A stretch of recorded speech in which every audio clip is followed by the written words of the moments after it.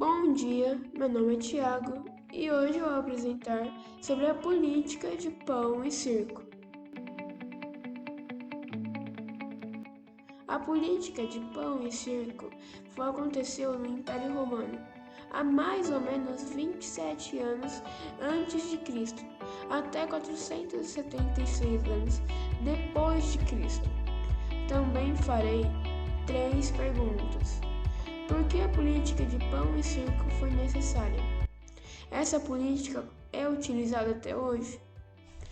É uma boa política? Mas antes, o que é política de pão e circo? A política de pão e circo foi a estratégia adotada pelo governo para o apaziguamento do povo. O nome política de pão e circo é bem literal, já que pão trata de alimentação e circo de entretenimento. O governo, na parte de alimentação, podia baixar o preço do trigo e na parte de entretenimento podia promover corridas de biga ou luta de gladiadores, entre outros. O objetivo de tudo isso era distrair o povo de problemas reais que viviam. Esses problemas se devem pelo fato que o Império Romano cresceu e Roma, sendo sua capital, atraía muitos eventos. Com isso, pessoas vinham e com menos alternativas e oportunidades, as pessoas acabavam em situação de rua ou em estalagens minúsculas com falta de saneamento básico. Isso criava um clima de revolta popular. O governo, sabendo da insatisfação popular, acreditava que conseguia manipular as pessoas somente com bens materiais.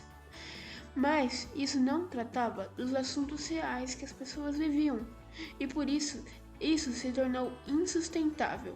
Aí surgiu a necessidade de criar a política de pão e circo, já que ela tratava de alguns assuntos como a fome, mas não tratava dos assuntos da oportunidade, que eu falarei mais à frente com as perguntas.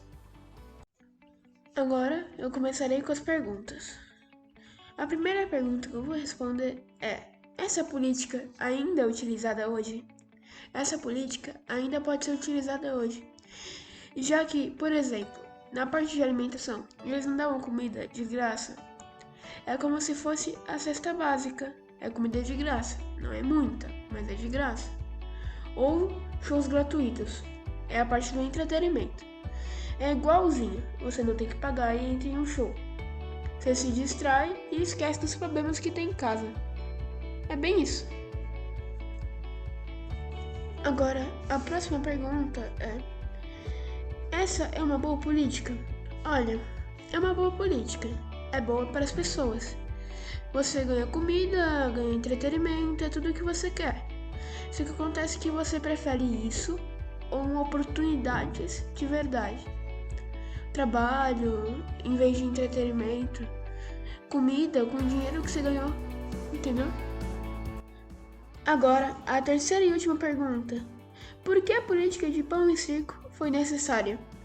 A política de pão e circo foi necessária, como eu já expliquei, né, na verdade, mas a política de pão e circo foi necessária por causa que o Império Romano cresceu.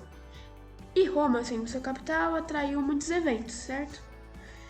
Só que com isso, muitas pessoas chegavam e com menos oportunidades aparecendo, muita gente ficava na rua. Isso era um problema, porque as pessoas acabavam se revoltando contra o governo ou era um clima horrível, assim, ninguém se amava, todo mundo se odiava. Agora, para me despedir de vocês, eu queria falar algumas curiosidades. Algumas não, né? Só sei uma. A curiosidade que eu queria falar é que o nome política de pão e circo não era utilizado, porque ninguém sabia o nome política de pão e circo. Se você falasse naquela época, política de pão e circo, vocês conhecem? Eles iam falar, o que é política de pão e circo? Não tem nada a ver. Política de pão e circo era só um modo que os governantes, o governo adotou para subornar as pessoas. A gente deu um nome porque fazia sentido, pão como alimento que eles davam e circo como entretenimento. Por isso que fazia tão sentido no começo, né? Obviamente. Mas agora deu o meu tempo e eu tenho que ir. Tchau!